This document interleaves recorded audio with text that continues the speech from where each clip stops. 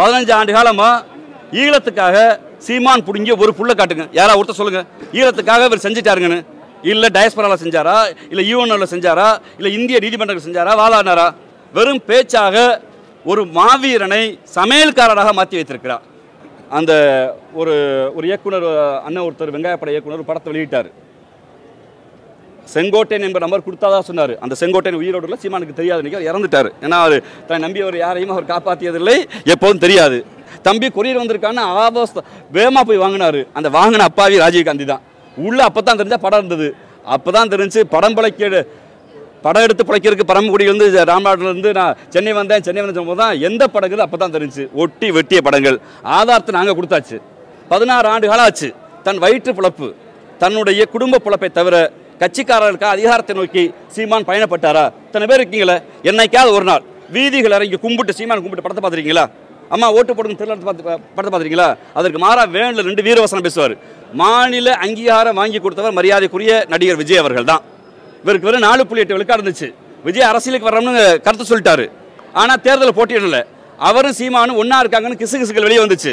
அந்த ரசிகர் மன்றம் 3 விழுக்காடு ஓட்டை சீமானுக்கு போட்டுச்சு. அதனால மாநில கட்சி அந்தஸ்து வாங்கியிருக்காரு. எழுதி வைத்துக் கொள்ளுங்கள், 2026 அந்த கெப்பாசிட்டி இழப்பார். தந்தை பெரியார் சொல்லாததே பேசாததே தற்குறி சீமான் தொடர்ந்து பேசுவாரானால் நாங்கள் தனி மனித தாக்குதலுக்கு தயாரப்பட்டவர்கள் இல்லை, தனி மனித விரோதங்களுக்கு தயார்பட்டவர்கள் இல்லை. அவர் கருத்து வைத்தால் எதிர்கருத்து வைக்கலாம். அவர் பேசுவதெல்லாம் ஆபாசம், அவதூறு. அவர் பேசுவதெல்லாம் அண்டப்புழுகு, அவர் பேசுவதெல்லாம் ஆபாச புழுகு. நீ தத்துவ ஒழுக்கம் இல்லாதவன். நீ ஒரு சர்க்கஸ் கூடத்தை போல் முதலில் பொதுவுடைமை இயக்கங்களின் தோளில் என்று சர்க்கஸ் காட்டினாய், அடுத்து பெரியார் இயக்கங்களின் தோளில் என்று சர்க்கஸ் காட்டினார், அடுத்து இயக்குனர் சங்கத்தின் மீது நின்று சர்க்கஸ் காட்டினார், பின்னால் எங்களை போன்ற பெரியாரிஸ்டுகளால் கட்டப்பட்ட நாம் தமிழ் இயக்கத்திலிருந்து சர்க்கஸ் காட்டினார், இளமலர்ந்தால் ஈழமலர் என்று ஜெயலலிதாவின் தோளில் நின்று சர்க்கஸ் காட்டினார், இப்போ கொஞ்ச நாளுக்கு முன்பு எடப்பாடி சித்தப்பாவின் தோளில் நின்று சர்க்கஸ் காட்டினாய், இப்போது குருமூர்த்தி RSS தோளில் நின்று சர்க்கஸ் காட்டுகிறாய். நான் குற்றச்சாட்டுகிறேன், ரஜினிகாந்தை சந்தித்த பிறகு தமிழ்நாட்டு அரசியலில் சீமான் RSSின் அடிவரடியாக இருந்தவர் வெளிப்படையாக ஆதரிக்கிறார். இவர் ஆபாசத்துக்கு பேசுகிற பேச்சாளர். 1000 ரூபா கொடுத்தா ராஜீவ்காந்தி என்ன தம்பி கொடுத்தா, என் தம்பி வளர்ந்துட்டான்டா, தம்பி ஒரு 1000 ரூபா கொடுத்துட்றா. சுந்தர் சீட் அப்படித்தான் வாங்கினாரு, சத்யராஜ் அப்படித்தான் வாங்கினாரு, அண்ணன் கலைப்புலி தாண்டிட்டு வாங்கினாரு. இன்னைக்கு எல்லாம் காரி துப்புறாங்க. என்னையா மனுஷன் நீங்க கேட்குறாங்க. இவர்களுடைய வேலை என்பது வயிற்று பசிக்கு கட்சி நடத்துகிறார் ஒழிய அதிகார வேட்கைக்கு கட்சி நடத்தவில்லை.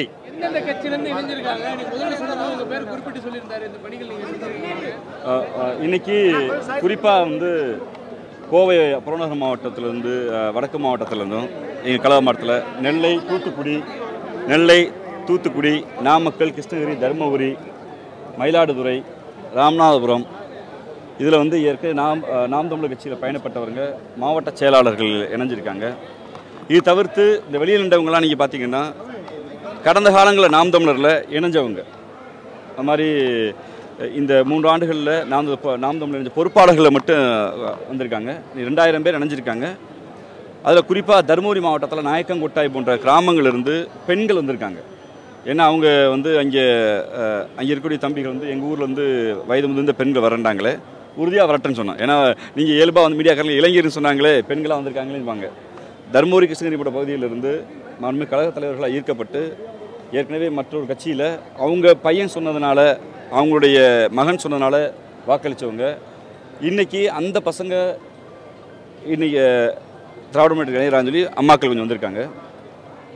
இந்த நேரத்தில் இது ஏன்னா ராஜீவ்காந்தி ஆகிய நான் ஊடக நண்பர்களுக்கு ஓரளவு தெரியும் நம்புகிறேன். நாம் தமிழர் என்கிற கட்சியை கட்டமைக்கப்பட்ட போது இயக்குனர் மணிவண்ணன் போன்றவர்கள், தந்தை பெரியார்கள்லாம் ஈழத்தில் நடந்த ஒரு இனப்படுகொலையை காரணம் காட்டி ஒரு மாற்று அரசியல் வேண்டும் என்று நம்பியவர்கள். பல்வேறு காலகட்டங்களில் எங்களை போன்ற அந்த கட்சியில் தொடக்க காலத்தில் இன்றைக்கி இருக்கக்கூடிய இயக்குனர் சீமானை தவிர்த்து அனைவரும் வெளியேறிட்டாங்க. யாருமே இங்கே இல்லை. நீங்கள் வேணால் பரிசோதிக்கலாம். இன்றைக்கி சேர்ந்தவர்களே 8 மாவட்ட செயலாளர், 2 மண்டல செயலாளர், 1 மாநில ஒருங்கிணைப்பாளர், 6 சட்டமன்ற வேட்பாளர்கள், 2 பாராளுமன்ற வேட்பாளர்கள் வந்திருக்காங்க. இது இந்த இடம் பத்தாதுங்கிறதுக்காக நாங்கள் யாரையும் கூப்பிடல. இன்னொரு முறை உறுதியாக பெரிய மாநாட்டை நாங்கள் நடத்துவோம். என்ன தேவை இருக்குன்னா, உறுதியாக சொல்கிறேன், பெரியார் மீது விமர்சனம் செய்வது என்பது எல்லோருக்கும் உள்ள உரிமை. கருத்து முரண்பாடு, கருத்தியல் முரண்பாடு இல்லைன்றால் தியரிட்டிக்கல் வாதம் அளிக்கலாம். ஆனால் பெரியாரை ஆதாரமற்ற தரவுகளை கொச்சைப்படுத்துகிற போது பார்த்து கொண்டிருக்க முடியாது. அது அப்பனுக்கு அப்பன், கொம்பனுக்கு கொம்பன் யார் செய்தாலும் இயக்க ரீதியாக முட்டுக்கு எதிர்முட்டு தான். அந்த வேலையை நாங்கள் செய்வோம். அந்த வேலையை தான் இன்றைக்கி செஞ்சுருக்கோம். ஊடக நண்பர்களிடம் சொல்லிக்கொள்ள ஒன்று தான், தமிழ் தேசியம் என்கிற உணர்வு பிறப்பதற்கு காரணம் இந்தியாவில் 1938க்கு முன்பு தமிழ்நாடு தமிழருக்கு என்று தந்தை பெரியார் அறிவிக்கும் வரை தமிழ் தேசியம் என்கிற வார்த்தையை யாரும் பயன்படுத்தவில்லை. பெருமரியாதைக்குரிய ஐயா அயோத்திதாச பண்டிதர் ஒரு பைசா தமிழர் என்று எழுதினாரே ஒழிய தனிநாடு குறித்தோ தமிழருக்கு நிலம் என்றோ அவர் பேசவில்லை. அதற்கு மாறாக ஒடுக்கப்பட்ட பிற்படுத்தப்பட்ட மக்களின் இடஒதுக்கீட்டுக்கு முதல் குரலை இரட்டைமலை சீனிவாசன் அவர்களும் பெருமரியாதைக்குரிய அயோத்திதாஸ் அவர்களும் தொடங்கிய போது கூட தேசியம் என்கிற உணர்வு பிறக்கவில்லை, தமிழ் தேசிய உணர்வு. அதை தமிழ்நாட்டுக்குள் தமிழ்நாடு தமிழர் என்று சென்னை மாகாணத்துக்குள் வைத்தவர் தந்தை பெரியார் என்கிற பெருநெருப்பு தான். அதற்கு பிறகுதான் இந்தியா தேசியத்தில் இந்தியாவில் பல்வேறு மொழிகள் இருக்கிறது, அதில் ஹிந்தியும் சமஸ்கிருதமும் எங்களை ஆளக்கூடாது ஒடுக்கக்கூடாது என்று தமிழ்நாடு தமிழருக்கு என்ற கருத்தியல் விதைத்தார். அதைத்தான் பெருமரியாதைக்குரிய பேரறிஞர் அண்ணா அவர்கள் பிற்காலத்தில் அடைந்தால் திராவிட நாடு என்கிற கருத்தியலில் இந்திய அரசியலமைப்பு சட்டம் கொண்டு வரப்பட்ட போது இந்திய அரசியல் சட்டத்துக்குள் திராவிடர்களுக்கு உரிமை வேண்டும் என்று அந்த கோட்பாடை வைத்தார். நாடு பிரிவினை சட்டம் வந்தபோது நாடு இருந்தால்தான் நாம் உரிமை கேட்க முடியும் என்று திராவிட முன்னேற்றக் கழகத்துடைய எங்களுடைய ஆசான் பேரறிஞர் அண்ணா அவர்கள் மாநில சுயாட்சியாக கொண்டு வந்தார். பெருமரியாதைக்குரிய சி. ஆதித்தனார் போன்றவர்களும் பெருஞ்சித்தனார் போன்றவர்களும் தந்தை பெரியாரோடு கருத்து முரண்பாடு கொண்டவர்களை ஒழிய தனி மனித வெறுப்பையோ கொண்டவர்கள் அல்ல. இன்னும் சொல்ல போனால் சி. ஆதித்தனார் அவர்கள் தந்தை பெரியாரை தலைவராக ஏற்றுக்கொண்டவர். தமிழ் தேசியம் பேசிய அத்தனை தலைவர்களும் தமிழ்நாட்டுக்கு தமிழ் மொழி மீது தமிழ் உரிமை மீது பேசிய அத்தனை பேரும் பாவேந்தர் பாரதிதாசன் தொடங்கி வைத்த பெருநெருப்பு வரை இன்று இருக்கிற வரை அத்தனை தலைவர்களும் தந்தை பெரியாரை ஏற்றுக்கொண்டவர்கள். தந்தை பெரியார் சொல்லாததே பேசாததே தற்குறி சீமான் தொடர்ந்து பேசுவாரானால் நாங்கள் தனி மனித தாக்குதலுக்கு தயாரப்பட்டவர்கள் இல்லை, தனி மனித விரோதங்களுக்கு தயார்பட்டவர்கள் இல்லை. அவர் கருத்து வைத்தால் எதிர்கருத்து வைக்கலாம். அவர் பேசுவதெல்லாம் ஆபாசம் அவதூறு, அவர் பேசுவதெல்லாம் அண்ட புழுகு, அவர் பேசுவதெல்லாம் ஆபாச புழுகு. அவர்களுக்கு இப்படி அவர் மீது அன்பு கொண்ட தம்பிகளை உண்மையை உணர வைத்து உண்மையான இயக்கம் எதுவோ அதுவோடு சேர்ப்பதுதான் சரி என்றுதான் மாண்புமிகு தமிழ்நாட்டின் முதலமைச்சர் இன்று இந்தியாவின் தத்துவத்தின் வழிகாட்டியாக, இந்தியாவில் பல்வேறு தத்துவங்கள் இருக்கிறது, அதில் இருக்கிற காலத்திலேயே தத்துவத்தை சாதித்து காட்டிய திராவிடம் என்கிற தத்துவத்தை சாதித்து காட்டிய தந்தை பெரியாருடைய சமூக நீதி கருத்தியலை, மாநில சுயாட்சி கருத்தியலை, சம மேம்பாடு கருத்தியலை, சமம் என்கிற கருத்தியலை சாதித்திருக்கிற முத்துவேல் கருணாநிதி ஸ்டாலின் அன்பு தலைவர் கருத்தில் ஒப்படைத்திருக்கிறோம். திராவிட முன்னேற்ற கழகம் என்பது கருத்தை கருத்தால் எதிர்கொள்ளும் அண்டப்புழுகு ஆபாச குழுவுக்கு பதில் சொல்ல முடியாது. ஆனால் அதற்கான பதில் அப்படி அந்த கட்சியில் தன்னை உயிராக நம்பியவர்களை நீ தனி மனித ஒழுக்கம் இல்லாதவன், நீ தத்துவ ஒழுக்கம் இல்லாதவன், நீ ஒரு சர்க்கஸ் கூடத்தை போல் முதலில் பொதுவுடைமை இயக்கங்களின் தோளில் நின்று சர்க்கஸ் காட்டினாய், அடுத்து பெரியார் இயக்கங்களின் தோளில் நின்று சர்க்கஸ் காட்டினார், அடுத்து இயக்குனர் சங்கத்தின் மீது நின்று சர்க்கஸ் காட்டினார், பின்னால் எங்களை போன்ற பெரியாரிஸ்களால் கட்டப்பட்ட நாம் தமிழ் இயக்கத்திலிருந்து சர்க்கஸ் காட்டினார், இளமலர்ந்தால் ஈழமலர் நின்று ஜெயலலிதாவின் தோளில் நின்று சர்க்கஸ் காட்டினார், இப்போ கொஞ்ச நாளுக்கு முன்பு எடப்பாடி சித்தப்பாவின் தோளில் நின்று சர்க்கஸ் காட்டினாய், இப்போது குருமூர்த்தி ஆர்எஸ்எஸ் தோளில் நின்று சர்க்கஸ் காட்டுகிறாய். நான் குற்றச்சாட்டுகிறேன், ரஜினிகாந்தை சந்தித்த பிறகு தமிழ்நாட்டு அரசியலில் சீமான் ஆர்எஸ்எஸின் அடிவரடியாக இருந்தவர் வெளிப்படையாக ஆதரிக்கிறார். கருத்து முரணை கருத்து முறையாக எதிர்கொள்வதற்கு நாங்கள் தயாராக இருக்கிறோம் என்பது தான் இப்போது இந்த நிகழ்ச்சியை பெரும் மரியாதைக்குரிய எங்களுடைய துணை முதலமைச்சர் அன்பண்ணன் உதயநிதி ஸ்டாலின் உத்தரவோடு இந்த நிகழ்ச்சியை மாண்புமிகு கழகத் தலைவரிடம் இங்கு இருக்கக்கூடிய முன்னாள் நாம் தமிழர் தம்பிகளை தாய்க்கழகமான திராவிட முன்னேற்ற கழகத்தில் இணைத்திருக்கிறோம். ரமேஷ் அவர்கள் சொல்ல தேவையில்லை, விமர்சனமாக ரமேஷ் உணர்றாரான்னு பார்க்கணும். ஜேர்னலிஸ்ட்களின் நண்பர்கள் இங்கே இருக்கீங்க, ஏதோ ஒரு ஊரில் தருமபுரிங்கிற ஒடுக்கப்பட்ட ஊர்லேருந்து வந்திருக்கீங்க. நீங்கள் உங்கள் ஊரை சேர்ந்த எங்கள் அம்மா காத்தாக்கெல்லாம் வந்திருக்காங்க. தலையில் என்ன இல்லை தான், ஒரு உணர்வு தான். அம்பேத்கர் பேரை சொல்லும் போது கலைஞர் பேரை சொல்லி கைதட்டுறாங்கன்னா அந்த உணர்வு அவர்களுக்கு தெரிகிறது. யாரை பேரை சொன்னால் கைதட்ட இன்னொரு இருக்கிறது. விமர்சனம் என்பது ஆதாரத்தோடு விமர்சனம். இன்றைக்கி ஒரு உண்மை சொல்கிறேன், அந்த ஒரு இயக்குனர் அண்ணன் ஒருத்தர் வெங்காயப்பட இயக்குனர் ஒரு படத்தை வெளியிட்டார். செங்கோட்டையன் என்ப நம்பர் கொடுத்தாதான் சொன்னார். அந்த செங்கோட்டையன் உயிரோடு சீமானுக்கு தெரியாது, இன்றைக்கி அவர் இறந்துட்டார். ஏன்னா அவர் தான் நம்பியவர் யாரையும் அவர் காப்பாற்றியதில்லை, எப்போதும் தெரியாது. அந்த செங்கோட்டையன் டிடிங்கிற அந்த அன்னைக்கு ஒரு அந்த பென்ட்ரைவில் ஒரு ஹார்ட் டிஸ்க் கொண்டாந்து கொடுத்த போது தம்பி கொரியர் வந்திருக்கான்னு வேகமாக போய் வாங்கினார். அந்த வாங்கின அப்பாவி ராஜீவ்காந்தி தான். உள்ளே அப்போ தான் தெரிஞ்சால் படம் இருந்தது. அப்போ தான் தெரிஞ்சு படம் எடுத்து பிழைக்கிறதுக்கு பரமக்குடியிலேருந்து ராம்நாட்டிலேருந்து நான் சென்னை வந்தேன் சொல்லும்போது தான் எந்த படங்குது அப்போ தான் தெரிஞ்சு. ஒட்டி வெட்டிய படங்கள் ஆதாரத்தை நாங்கள் கொடுத்தாச்சு, எடிட் பண்ணவர் சொல்லியாச்சு. அந்த ஹார்ட் டிஸ்க் வாங்கின நான் சொல்லிட்டேன், கொண்டு வந்த செங்கோட்டையில் இல்லைங்க மறுக்க வேண்டிய கடமையும் பொறுப்பும் ஊடகம் என்று உடன் கேட்குறேன். ஒரு ப்ரெஸ் மீட்டில் எங்களை கேட்குறீங்களே, யாரா ஒருத்தர் எங்கள் ஆதாரத்தை கொடுத்துட்டாங்கன்னு கேள்வி கேளுங்க. இது தமிழ்நாடு ஊடக அறம் என்பது நீங்கள் எந்த மாற்றுக் கொள்கையாக இருந்தாலும் தமிழர் பெரியார் அண்ணல் அம்பேத்கர் பேரறிஞர் அண்ணா கலைஞர் என்று வந்தால் விமர்சனம் என்றால் விமர்சனம் தான். ஆனால் அண்ட புழுகு ஆபாச புழுகு படுகிற போது தயவு செய்து நீங்கள் எதிர்த்து அவரிடம் ஆதாரங்கள் இல்லை.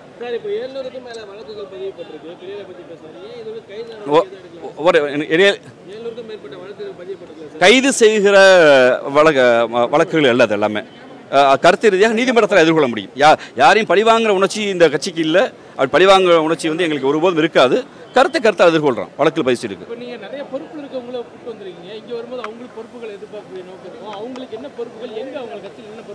திராவிட முன்னேற்ற கழகத்தில் உங்களுக்கு தெரிந்து இன்னைக்கு நான் கடந்த ஆட்சிக்கு திராவிட முன்னேற்ற கழகத்துடைய இந்த ஆட்சிக்கு வருவதற்கு முன்னாடி முதலமைச்சர் தலைமையில் நான் இணைஞ்சேன். அதுலேருந்து இதுவரை என்னோட பயணித்த தம்பிகள் பேர் சொல்லி பட்டியலுக்கு முடியும். நானே ஏறத்தாழ 80-100 பேருக்கு பொறுப்புகள் இப்படி இருக்காங்க. வரவங்களுக்கு உறுதியாக எங்கள் தலைவர் பொறுப்பு கொடுப்பார். அது பிரச்சனை இல்லை.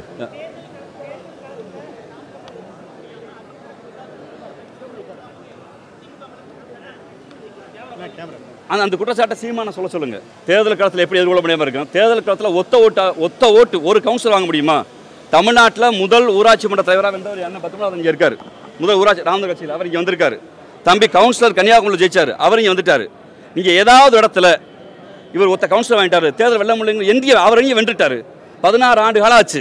தன் வயிற்று பிழப்பு, தன்னுடைய குடும்ப பிழப்பை தவிர கட்சிக்காரர்களுக்காக அதிகாரத்தை நோக்கி சீமான் பயணப்பட்டாரா? இத்தனை பேர் இருக்கீங்களே, என்னைக்காவது ஒரு நாள் வீதிகள் இறங்கி கும்பிட்டு சீமான் கும்பிட்டு படத்தை பார்த்துருக்கீங்களா? அம்மா ஓட்டு போடுங்க தெருவில் படத்தை பார்த்துருக்கீங்களா? அதற்கு மாறா வேனில் 2 வீரவசனம் பேசுவார். எவனாவது கேள்வி கேட்டால் கூட கேட்கக்கூடாங்க. தொண்டர்கள் சுற்றி நிற்பாங்க.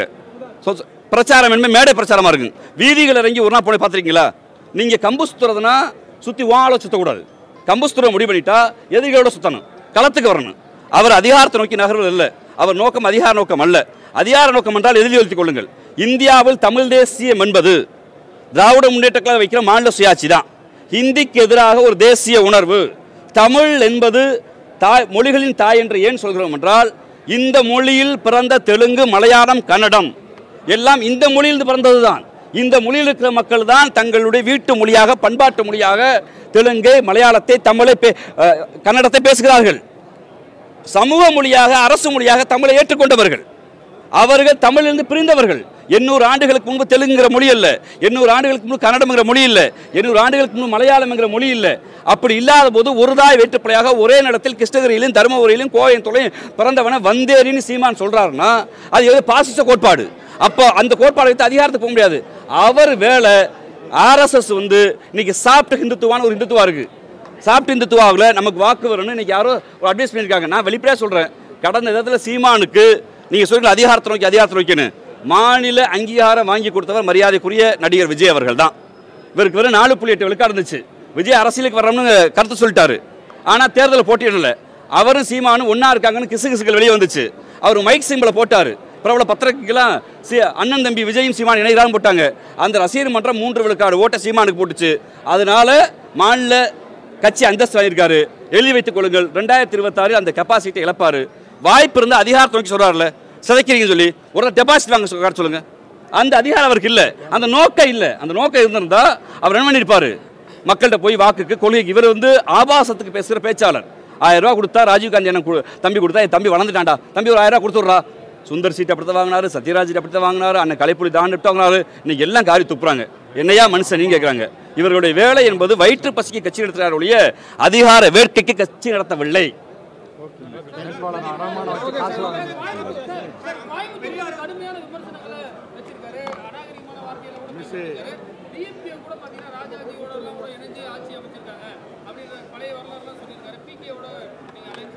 இல்லை, இங்கே பொதுவாகவே நாங்கள் பார்ப்பனி எதிர்ப்பு வைக்கிறோம். திராவிட முன்னேற்ற கழகம் பார்ப்பனி எதிர்க்குது. ஆனால் எந்த பிராமணர்களையும் நாங்கள் அடிக்கவில்லை. ஹிந்தி எதிர்ப்பு வைக்கிறோம். ஆனால் எந்த ஹிந்தி பேசுகிற சகோதரர்கள் என் ஊருக்கு அவங்களுடைய வருமானத்துக்கு வர சகோதரர்கள் நாங்கள் அடிக்கலை. அதுதான் சமத்துவம். சமத்துவத்தை திராவிட முன்னேற்ற கழகம் அன்றைக்கி மாற்று ஆட்சியில் வச்சு அதை முதலமைச்சர் ராஜாஜி ஆதரித்தார். அவர் தேர்தல் அரசியல் தான் ஆதரித்தார், கொள்கையில் ஆதரிக்கலை. எங்களோட கொள்கை தெளிவு மிக தெளிவாக நாங்கள் இருக்கிறோம். கடந்த காலங்கள் அப்படி தான் இருந்திருக்கு. அந்த சீமானுடைய விமர்சனம் இல்லைன்னு பார்க்குறேன். நான் ஆதாரம் மட்டும் பார்க்குறேன்.